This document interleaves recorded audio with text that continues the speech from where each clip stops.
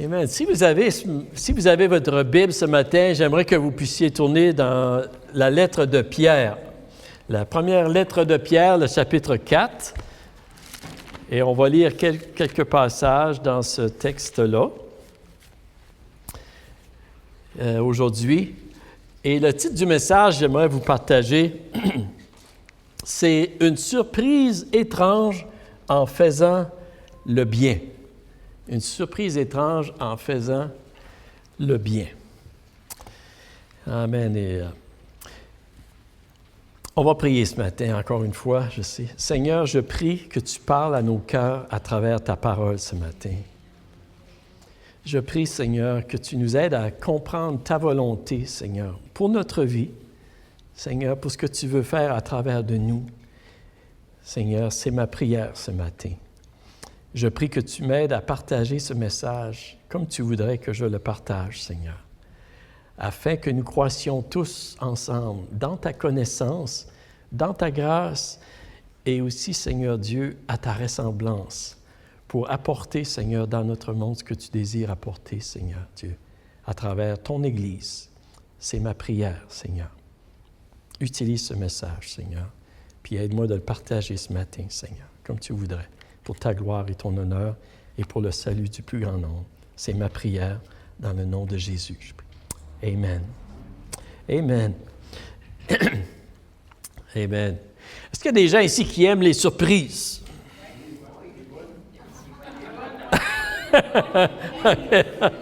Régina, tu aimes les surprises, toi? OK. Je sais. Il y a des gens qui aiment les surprises, puis il y a des gens qui aiment moins les surprises. Hein? Ça dépend. On pourrait dire que la vie est remplie de surprises, hein? Des bonnes puis des moins bonnes. C'est inévitable parce qu'on ne peut pas connaître ce que l'avenir nous réserve. Même si nous essayons, vous savez, de planifier puis d'organiser notre vie le plus possible, vraiment, on ne sait pas. La vie est remplie de surprises. C'est pourquoi on devrait toujours dire, vous savez, si Dieu le veut, lorsqu'on planifie quelque chose, si Dieu le veut. Mais parce que Dieu, il n'y a pas de surprise pour Dieu, nous pouvons toujours avoir une pleine confiance en lui, que lui, il savait déjà qu'est-ce qui s'en venait. Amen. Pleine confiance en Dieu. On pourrait aussi dire qu'il y a différents niveaux de surprise, dans le sens que il y a des choses qu'on peut s'attendre. Tu sais, il y a des choses qu'on peut s'attendre qui vont se produire. C'est un petit peu comme les amateurs de hockey ou les amateurs de sport. On peut avoir une bonne idée qui est-ce qui va gagner la Coupe Stanley ou qui est-ce qui la gagnera pas. Tu sais. On peut prédire que les Canadiens de Montréal la gagneront pas. OK. Et il y a d'autres sports comme ça, là, mais je sais qu'ici, au Canada, hein, les Canadiens de Montréal, c'est... OK, je n'irai pas là. Mais c'est vrai, les statistiques, vous savez, selon des sondages, on peut s'attendre à être certaines choses. On peut être surpris, mais un peu moins. Puis vous savez que la Bible nous aide aussi à s'attendre à certaines choses. Il nous prévient pour qu'on puisse bien réagir selon la volonté de Dieu lorsque nous sommes dans une situation qui peut être un peu, parfois, surprenante. Et on pourrait dire aussi qu'il y a des surprises qui peuvent vraiment nous surprendre. OK? Et qu'est-ce que je veux dire? C'est que parfois, lorsque nous faisons quelque chose, on s'attend à un certain résultat normal. Et parfois, ça peut être un résultat complètement contraire qui se produit. Puis ça, c'est vraiment une grande surprise. Est-ce que vous me suivez? Tu sais, parfois, peut-être que tu fais du bien envers quelqu'un, puis tu t'attends qu'il va être reconnaissant, tu sais, ou qu'il va être gentil ou qu'il ne te retournera pas le mal. Et parfois, ça peut arriver que c'est le contraire qui arrive. Un peu comme c'est arrivé avec Jésus. Amen? Jésus a vraiment fait du bien. Et pourtant, vous savez, il a été rejeté. Qu'est-ce que nous devons faire? Qu'est-ce que nous devons faire lorsque nous faisons parfois du bien puis que ça arrive qu'on n'a pas les réactions qu'on s'attendait? La Bible, elle répond vraiment à cette question. Et je crois vraiment que si nous voulons apprendre, vous savez, à aimer comme Dieu aime, selon le cœur de Dieu, que parfois ça va nous arriver, nous aussi, de faire du bien puis d'avoir des réactions qui nous surprennent. Tu sais. On s'attendait à quelque chose de différent et ça peut nous sembler étrange. Et parfois, nous pouvons avoir le sentiment un peu qu'on se retrouve comme dans une fournaise. Parce que c'est vraiment pas ce que nous pensions. Mais si nous laissons la fournaise de Dieu, et on va voir le texte ici, la fournaise de Dieu faire son œuvre dans notre cœur, nous allons apprendre à aimer selon le cœur de Dieu et à faire le bien en tout temps, qu'importe qu'est-ce qui peut nous arriver. Puis c'est ce que nous sommes appelés à faire, vraiment. Et j'aimerais qu'on pourrait lire ensemble dans 1 Pierre, le chapitre 4, on va lire le verset 12 jusqu'au verset 16, ensemble, qui nous dit ceci. Ça dit, « Bien-aimés, ne soyez pas surpris comme d'une chose étrange qui vous arrive, de la fournaise qui est au milieu de vous pour vous éprouver. Réjouissez-vous au contraire de la part que vous avez aux souffrances de Christ, afin que vous soyez aussi dans la joie et dans l'allégresse lorsque sa gloire apparaîtra.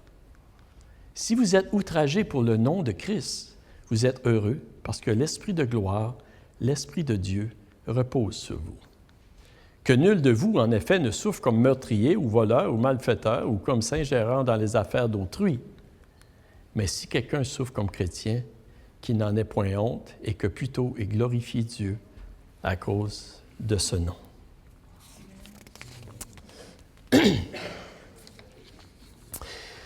Parfois, on peut être surpris, vous savez, même en faisant le bien. La première chose, c'est une surprise étrange par la puissance du bien. C'est un peu ça que je veux parler. Ici, quand on regarde la lettre de l'apôtre Pierre, lorsqu'il a écrit aux chrétiens du premier siècle, en fait, à ce moment-là, il y avait beaucoup de croyants qui vivaient des persécutions. Et en fait, il y avait une grande persécution qui s'en venait, que l'empereur Néron allait entreprendre bientôt. Et ici, Pierre, dans sa lettre, vraiment, il veut enseigner quelle est la volonté de Dieu à travers les choses difficiles qu'on peut passer au travers. Et il veut aussi encourager les chrétiens à toujours faire le bien, même dans les souffrances qu'ils peuvent rencontrer. C'est vraiment, c'est un des messages qui développe beaucoup dans sa lettre, de toujours faire le bien, vous savez. Et c'est un peu comme Jésus l'a enseigné aussi, comme Jésus nous l'a enseigné. Et dans Matthieu, le chapitre 5, je crois qu'on l'a ici, Matthieu 5, au verset 43 et 45, Jésus a dit ceci, « Vous avez appris qu'il a été dit, tu aimeras ton prochain et tu détesteras ton ennemi. Mais moi, je vous dis, aimez vos ennemis, bénissez ceux qui vous maudissent, faites du bien à ceux qui vous détestent et priez pour ceux qui vous maltraitent et qui vous persécutent, afin d'être les fils de votre Père céleste. En effet, il fait lever son soleil sur les méchants et sur les bons, il fait pleuvoir sur les justes et sur les injustes. » Il dit, « Si vous aimez ceux qui vous aiment, quelle récompense méritez-vous? Les collecteurs d'impôts n'agissent-ils pas de même? Et si vous saluez seulement vos frères, que faites-vous d'extraordinaire? Les membres des autres peuples n'agissent-ils pas de même? Soyez donc parfaits comme votre Père céleste est parfait. » Et ici, on voit que Jésus y enseigne vraiment, vous savez, que la volonté de Dieu pour ses enfants, c'est que nous faisions le bien, que nous apportions le bien, que nous aimons non seulement ceux qui nous aiment, mais aussi même nos ennemis. Et on a vraiment besoin de la grâce de Dieu pour agir. Et en fait, Pierre, dans son épître, c'est un peu ça c'est un des messages qu'il communique. Et savez-vous, le bien, il y a une grande puissance à faire le bien. Savez-vous que la raison pourquoi l'Église a tellement grandi au début de son histoire, c'est particulièrement à cause de l'amour qui régnait dans la famille de Dieu et du bien que l'Église apportait à leur communauté. Êtes-vous avec moi ce matin? Les historiens nous disent, vous savez, un historien Joséphus, il nous dit que à cette époque-là, même lorsqu'il y avait des gens qui étaient malades parfois et qui avaient des maladies contagieuses, à cette époque-là, la plupart des gens, ils fuyaient et ils abandonnaient ces personnes pour se protéger. Et on nous dit, vous savez, que les chrétiens, plusieurs chrétiens, eux, ils restaient et ils aidaient les gens dans le besoin et ils risquaient même leur vie pour eux. Même avec des lépreux. Je connais il y a un auteur qui a écrit plusieurs livres, en fait, qui a aidé beaucoup des lépreux qui a risqué sa vie de cette façon-là aussi. On nous dit aussi que la réputation des chrétiens était qu'ils ne prenaient pas seulement soin des leurs, mais ils prenaient aussi soin des autres qui n'étaient pas chrétiens, qui ne croyaient pas en Jésus comme eux. Et ça, c'était vraiment pas normal. C'était tout un témoignage, le nouveau groupe de personnes qui avaient décidé de suivre Jésus de Nazareth. Et on nous dit vraiment que c'est un témoignage à cette époque-là. Et vous savez, faire du bien envers ceux qui t'aiment, c'est vraiment une bonne chose. C'est juste, puis on devrait le faire. Mais aimer et risquer ta vie pour ceux qui ne t'aiment pas ou que tu connais pratiquement pas, ça, c'est pas normal. On pourrait dire que ça, c'est révolutionnaire. C'est extravagant et c'est divin. Amen? Et ceci, là, c'était le témoignage de l'Église du premier siècle. Même si l'Église, elle n'était pas parfaite, comprenez-moi bien, on a juste besoin de lire les lettres de Paul. Mais c'était le témoignage de l'Église à cette époque-là. On nous dit aussi qu'il y avait beaucoup de femmes. Et j'écoutais dernièrement, la semaine passée, un podcast qui expliquait un peu ces choses-là. C'était sur le Evangelical Fellowship of Canada, puis ça parlait de l'importance d'aider les gens aussi dans notre communauté. Et il disait ceci, on nous dit qu'il y avait beaucoup de femmes à cette époque-là qui acceptaient la bonne nouvelle de Jésus-Christ et qui voulaient se joindre aux chrétiens parce qu'elles étaient soudainement respectées comme une personne et n'étaient pas vues comme un objet ou un esclave. Et ça faisait toute une différence dans leur vie. Et vous savez, quand on lit les évangiles aussi, nous voyons que Jésus a démontré un profond respect pour les femmes. C'était contraire à la culture de son époque. Et c'est une des raisons pourquoi il y avait beaucoup de femmes qui venaient à la foi en Jésus-Christ. On nous dit aussi qu'à cette époque-là, même les enfants, il y avait beaucoup d'enfants qui étaient abandonnés. Et on nous dit aussi qu'il y avait beaucoup même des bébés filles qui naissaient et qui étaient abandonnés à cette époque-là parce qu'ils étaient une fille. Et une fille, ça ne rapportait pas beaucoup. C'était pas pratique. Il y a des gens qui se débarrassaient de leurs enfants. Ça se faisait à cette époque-là. Et en fait, ça se produit encore aujourd'hui dans certains endroits. Je sais qu'en Ouganda, il y a l'église Watoto. Vous avez peut-être déjà entendu parler de l'église Watoto. Mais qu'est-ce qu'ils ont commencé? Je crois que c'est dans les années 1993 ou dans les années 90, en tout cas. Il y a le pasteur Skinner, Gary Skinner, je pense qu'il s'appelle. Lui, il a eu à cœur de prendre ces enfants-là qui étaient abandonnés parfois dans des dépotoirs, des endroits. Et cette église-là, qu'est-ce qu'ils ont fait? Ils allaient ramasser ces enfants-là qui étaient abandonnés par leurs parents. Et parfois, c'était parce que les mamans, ils ne pouvaient pas prendre soin de leurs enfants. Ils étaient dans une situation très difficile. Et pour d'autres raisons, mais parfois, ils allaient apporter leurs enfants dans ces endroits-là, dans des dépotoirs, puis les enfants mouraient. Et cette église-là, Watoto, qu'est-ce qu'ils ont fait? Et c'est qu'ils allaient justement chercher ces enfants-là. Et pas seulement les enfants, mais ils essayaient de retrouver la mère aussi. Et puis pour aider la mère, il leur donnait un toit, il leur pourvoyait des soins pour eux, puis il prenait soin de le petit bébé qu'il avait trouvé qui était pour mourir.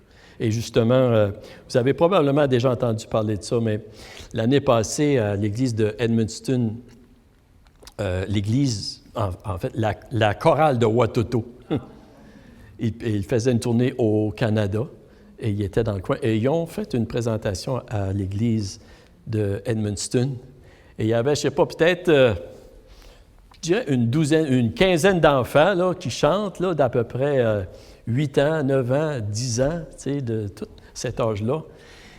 Et il y en a plusieurs qui partagent leur histoire, leur témoignage. Et je vous garantis que ça vient vous chercher, là. Les petites filles, je me souviens d'avoir encore une petite fille, là, elle était assez cute avec ses... Tu sais, mais elle, cette petite fille-là, là, avec son beau sourire, puis tout ça, là, elle a été ramassée dans une... Tu sais, elle n'a pas de parents. Puis ça, c'est l'église de Watoto qui ont été la chercher, puis qui l'ont pris, puis qui ont pris soin d'elle.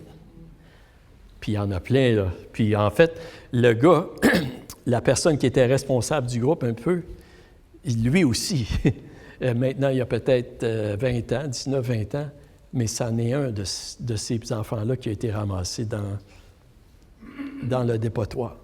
Tu sais? En tout cas, c'est vraiment touchant, vous savez. Et l'Église est intervenue. Et le christianisme, vous savez, le christianisme a contribué à apporter un respect à la vie humaine dans notre monde, plus que n'importe quelle autre organisation, croyance, religion, si vous voulez l'appeler comme ça. Il y a beaucoup de personnes aujourd'hui qui rejettent et méprisent le christianisme. Hein? Même il y a des personnes qui le voient comme une nuisance à la société, mais ils ne réalisent pas tout le bien que le christianisme a apporté à notre monde et qu'il apporte encore aujourd'hui. Et si le Canada, si nous avons un bon pays au Canada pour vivre, c'est parce que notre Canada a été bâti sur des valeurs chrétiennes. Et God, keep our land, glorious and free. Hein? Vous savez, quand je vais voir les Titans ou une big game d'hockey puis qui chantent ça, je le chante aussi puis je prie. Seigneur, garde notre pays, Seigneur. Garde notre pays, Seigneur. Mais ici, vous savez, lorsque Pierre écrit aux chrétiens, à cette époque-là, il y en avait plusieurs qui faisaient le bien. Leur vie avait été transformée, changée, touchée par Dieu. Et il y en avait qui vivaient selon des valeurs morales très élevées aussi, et le respect de la vie qui s'était détourné du mal, de l'immoralité. Et en fait, même, il y avait plusieurs à cette époque-là qui avaient tout perdu, et même certains qui vivaient dans des situations, dans des catacombes, ça nous dit, là.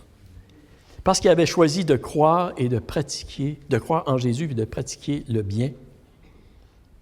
C'était pas facile. Mais,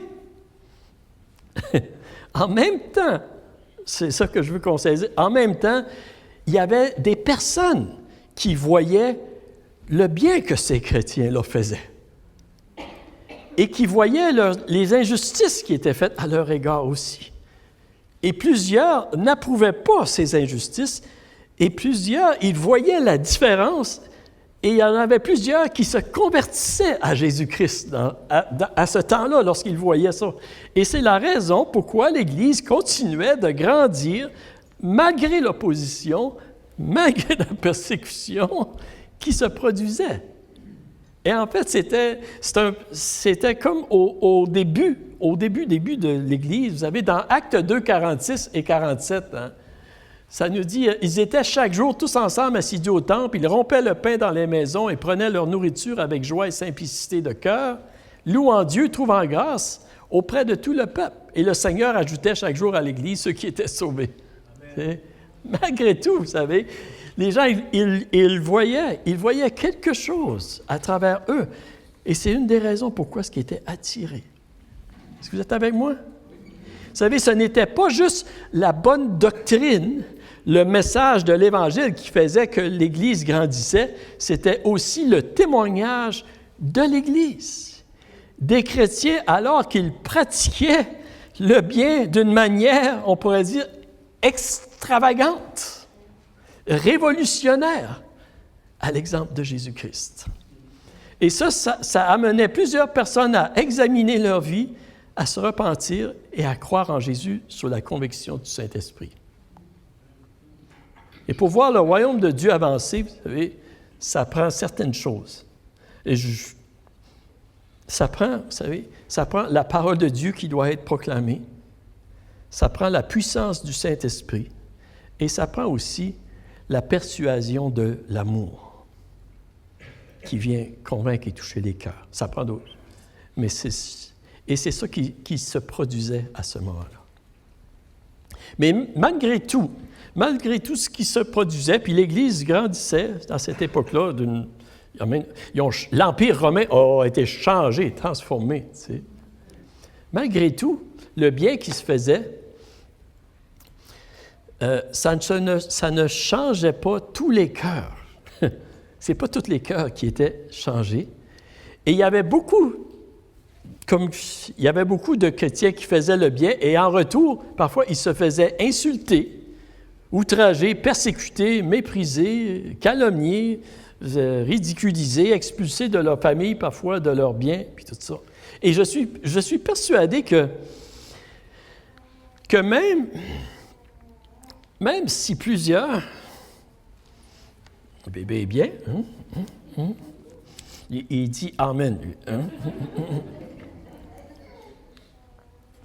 Mais je suis persuadé, vous savez, que même si plusieurs, à ce moment-là, ils savaient que ça faisait partie de l'appel d'être un disciple de Jésus-Christ, d'être persécuté, puis d'être insulté, puis tout ça. Parce que Jésus lui-même avait été rejeté, lui qui avait fait le bien plus que n'importe quelle personne. Je suis certain que certains, à ce moment-là, ils devaient quand même trouver ça un peu étrange. Qu'est-ce qui se produisait, vous savez, puis pourquoi que ça leur arrivait? Ils faisaient du bien, puis en même temps, c'était pas tout le monde qui recevait, puis parfois ils se faisaient persécuter, puis peut-être que à ce moment-là, certains étaient tentés d'arrêter de faire le bien parce que ça leur causait du trouble. Est-ce que vous me suivez, là? J'essaie de... Okay. Peut-être qu'il y en a qui se disaient, bien, ça vaut-tu la peine? Tu sais? Ça vaut-tu la peine? Tant qu'à souffrir, on va souffrir en faisant le mal plutôt qu'en faisant le bien. Il y a certaines consolations. Et peut-être qu'il y a des personnes qui pensaient de cette façon-là. Puis Pierre, il écrit vraiment pour corriger cette mauvaise conception-là. Et Pierre leur dit, même dans la souffrance, ils devraient rechercher de continuer à toujours faire le bien et à être irréprochables et mettre leur confiance en Dieu. C'est ça qu'il leur dit à travers. Et je crois qu'il leur répète ceci parce que la tentation était forte vraiment, vous savez, de remettre en question le bien qu'il était en train de faire. En fait, il dit dans 1 Pierre, on pourrait lire presque toutes les épîtres, mais il dit « Bien-aimés, je vous encourage en tant que résidents temporaires et étrangers sur la terre à vous abstenir des désirs de votre nature propre qui font la guerre à l'âme. Ayez une bonne conduite au milieu des non-croyants, afin que, là même où ils vous calomnient comme si vous faisiez le mal, ils remarquent votre belle manière d'agir et rendent gloire à Dieu le jour où il interviendra. » Pierre, en fait, il les encourage à rechercher, à faire le bien, à imiter Jésus-Christ. Et quel que soit leur statut social, on le voit dans l'Épître, il les encourage vraiment de faire de Jésus leur modèle d'obéissance, même au milieu de grandes difficultés et de souffrances, comme que Jésus a dû passer à travers. Et je crois que c'est vraiment une exhortation pour nous aujourd'hui. c'est encore une exhortation pour nous aujourd'hui, pour sûr, certain. Vous savez, nous ne vivons pas aujourd'hui nécessairement le même degré de persécution au Canada que les premiers chrétiens. Merci Seigneur. Il y a des pays, par exemple, qui le vivent. Il y a plusieurs pays dans le monde entier. Mais on pourrait dire que nous vivons à une époque qui ressemble, par exemple, à ce que Pierre décrit dans sa lettre concernant la moralité, au niveau de la moralité. Pierre, il dit ceci dans... OK, je vais vous le lire, parce qu'il n'est pas là. Il dit ceci dans 1 Pierre 4,3, il dit « C'est déjà bien suffisant d'avoir par le passé accompli la volonté des non-croyants en marchant dans les désordres, les convoitises, l'ivrognerie, les orgies et autres beuveries, ainsi que dans les idolâtries criminelles. Ainsi trouve-t-il étrange que vous ne vous précipitiez plus avec eux dans le même débordement de débauche, et ils vous calomnient. » À cette époque, il y avait des personnes qui trouvaient ça étrange que les chrétiens qui se convertissaient, vraiment, ils ne vivaient plus dans la débauche. Et on pourrait dire, vous savez, que dans notre génération aussi, il y a de plus en plus de personnes, parfois, ils nous trouvent étranges parce que nous ne croyons pas que la vraie vie, la vraie joie se trouve dans le désordre, dans la convoitise, dans la débauche, dans l'immoralité. Mais nous croyons que la vraie vie se trouve en Jésus-Christ et en vivant selon ses voies, vous savez. Et c'est le contexte que nous vivons, c'est un contexte semblable à ce qu'il vivait. Et nous pouvons et nous devons démontrer au monde aujourd'hui qu'il y a une meilleure manière de vivre qui est beaucoup plus, qui nous rassasie beaucoup plus en Jésus-Christ. Et l'apôtre Pierre, il parle un peu de ce contexte-là. Et en plus, vous savez, j'espère que je ne vous perdrai pas là, mais notre génération aujourd'hui met une très grande emphase sur la revendication de nos droits personnels. Hein?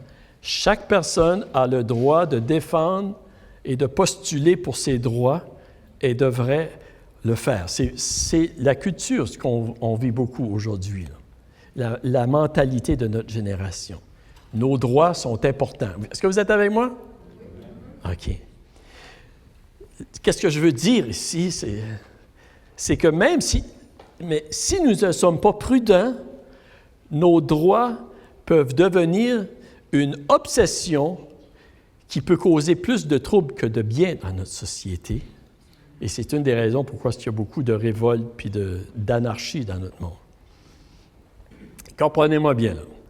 Je ne suis pas contre la protection de nos droits puis des droits de chaque individu. Il y a une place pour cela dans la volonté de Dieu. OK? Mais ceci peut devenir, si nous ne sommes pas prudents, ça peut devenir, vous savez, ça peut nous amener à un point extrême où nos droits deviennent plus importants que de faire la volonté de Dieu. Parce que parfois, la volonté de Dieu, c'est de laisser nos droits de côté pour faire ce qui est bien, ce qui est mieux, ce qui est meilleur. Êtes-vous encore avec moi? OK. Lorsque nos droits sont bousculés, il nous faut comprendre que dans le monde où nous vivons présentement, ce n'est pas étrange que ça nous arrive. Parce que ça arrivait à Jésus aussi, puis ça arrivait aux chrétiens. Et je vous dis ceci pour vous dire cela, c'est que lorsque ça nous arrive, si nous ne sommes pas prudents, ça peut nous amener à remettre en question notre engagement à continuer à faire le bien en toutes circonstances, parce que nos droits ne sont pas respectés. Mais il y a des situations dans la vie où nos droits ne sont pas respectés parce que nous voulons faire la volonté de Dieu. Puis ça ne devrait pas nous surprendre. Amen. Et qu'est-ce que l'apôtre Pierre dit vraiment aux chrétiens ici, dans sa lettre? Il dit, comprenez que ça fait partie de votre appel en tant que disciple de Jésus-Christ, que de vivre certaines épreuves et que parfois, ça peut nous arriver que nos droits ne sont pas respectés. Mais il dit, continuez à faire le bien, parce que c'est la volonté de Dieu. Et il dit ceci, en fait, au verset 12. Il dit, « Bien-aimés, ne soyez pas surpris comme d'une chose étrange qui vous arrive de la fournaise qui est au milieu de vous pour vous éprouver. » Pour vous éprouver. Il parle de la fournaise ici. OK. La fournaise, en fait, qu'est-ce qu'il est en train de leur dire? C'est que la fournaise, ça fait partie de la vie chrétienne. OK? On n'aime pas vraiment ça, la fournaise, hein? En fait, le mot fournaise ici, en grec, c'est le mot pyrosis. Et ça parle d'un feu purificateur, un feu qui raffine. Et c'est des épreuves qui éprouvent le caractère. Qui éprouvent le caractère. Et oui, la fournaise, vous savez, ça fait partie de la vie chrétienne pour nous façonner à l'image de notre Sauveur Jésus-Christ. Pour brûler en nous les mauvaises dispositions de notre cœur, pour nous façonner. Et comme c'est dans la fournaise que les matériaux deviennent liquides, qui sont raffinés, vous savez, qui deviennent malléables, bien nous aussi, en tant qu'enfants de Dieu, c'est dans la fournaise que nous sommes transformés, raffinés et sanctifiés. Amen. Vous pouvez dire aïe aïe aussi, là. Aïe aïe et amen. Hein? Mais je m'en vais à quelque part ici, là. Tu sais, là, vous vous demandez où est-ce qu'il s'en va avec tout ça, là. Tu sais. C'est dans la fournaise, vous savez, que nous apprenons à connaître le cœur de Dieu, à aimer et à vivre selon le cœur de Dieu. Et la fournaise que Dieu permet dans notre vie, vous savez, c'est jamais pour nous punir ou pour nous détruire, mais c'est pour nous perfectionner, pour nous libérer, pour nous donner la vie, pour nous rendre semblables à Jésus-Christ. OK? Et le point que je veux arriver, c'est que les épreuves de la fournaise qui nous arrivent dans notre vie, ils viennent sous différentes formes. Différentes formes, ça vient de, tu sais, on ne doit pas être surpris d'être dans la fournaise, mais c'est vrai qu'on est surpris parfois parce qu'on ne s'attendait pas à ceci. Et ça vient sous différentes formes. Puis je suis pas mal sûr que vous avez passé par la fournaise une couple de fois. Hein? Moi aussi, j'ai passé dedans. Et Jésus nous promet d'être avec nous dans la fournaise. Mais ici, le point, c'est que si nous, on se retrouve dans la fournaise à cause du nom de Jésus, vous savez, à cause que nous proclamons le nom de Jésus, que nous faisons le bien, en fait, Pierre, il nous dit, vous n'avez pas besoin d'avoir honte. Vous n'avez pas besoin d'avoir honte. Pas du tout. Mais le point, c'est que parfois, la forme que la fournaise peut venir dans notre vie, c'est à travers le rejet ou la réaction des personnes à qui nous avons fait du bien. C'est ça que je veux dire, que je veux arriver. Parfois, on fait du bien à des gens et puis on n'a pas la réaction qu'ils nous attendent. Puis, et vraiment, on se retrouve dans la fournaise. Au début de ma vie chrétienne, il y a des personnes, je me souviens, qui m'ont rejeté, qui voulaient me rejeter complètement, et vraiment, ça me faisait mal. C'était comme un feu. C'était comme une fournaise, puis j'étais surpris à ce moment-là. Puis j'ai compris, OK, que le Seigneur m'a enseigné une leçon, ça fait partie de la vie chrétienne. Ça arrive, tu sais. Et si nous voulons apprendre à aimer comme Dieu aime, ça va nous arriver aussi, de se retrouver dans des situations comme ça. Et ici, en faisant le bien, vous savez, c'est en faisant le bien, et parfois qu'on ne reçoit pas les réactions qu'on s'attendait, on est surpris, puis qu'on se retrouve dans la fournaise. Lorsque les gens sont difficiles à aimer, c'est là que nous apprenons à aimer comme Dieu nous aime, selon le cœur de Dieu. C'est ça que je veux. T'sais. Nous apprenons à aimer en profondeur, selon le cœur de Dieu. Et c'est lorsque nous aimons de cette façon-là, vous savez, d'une manière extravagante. En fait, c'est une des manières que Jésus utilise pour faire grandir son royaume. C'est lorsque nous sommes prêts d'aimer jusqu'à ce point-là.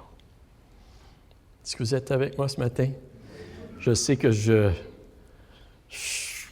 un peu de difficulté là, à communiquer qu'est-ce que je veux communiquer ce matin. Mais j'espère que vous comprenez un peu. Tu sais, parce que des fois, en faisant le bien, on s'attend que les gens vont être reconnaissants, ils vont être contents, puis bien, c'est le contraire. Qu'est-ce qu'on fait? On arrête-tu de faire le bien? On arrête-tu? Ou bien non, on continue à faire le bien envers eux, à les aimer.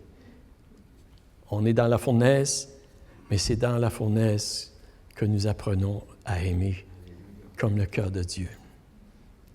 Et c'est là que Dieu veut nous aimer. Vous savez, lorsqu'on prie, Seigneur, nous voulons vivre selon ton cœur, des fois, c'est comme ça que nous allons l'apprendre. Puis c'est correct.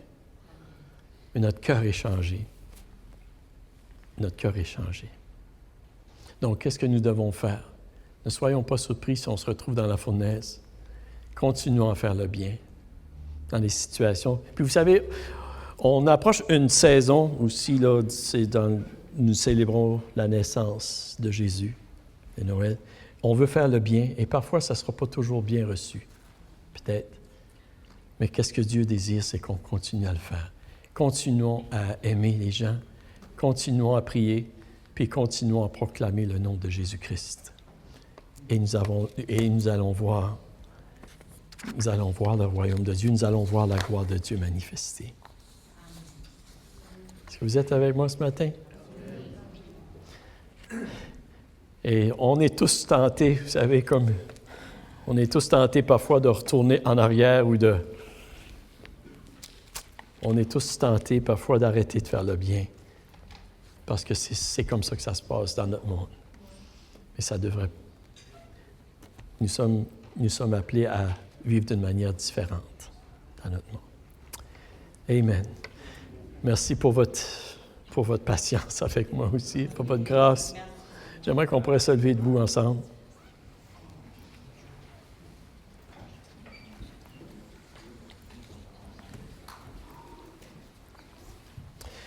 Est-ce que vous êtes prêts de dire avec moi, si vous n'êtes pas prêts, c'est correct. Est-ce que vous êtes prêts de dire avec moi, merci Seigneur pour la fournaise?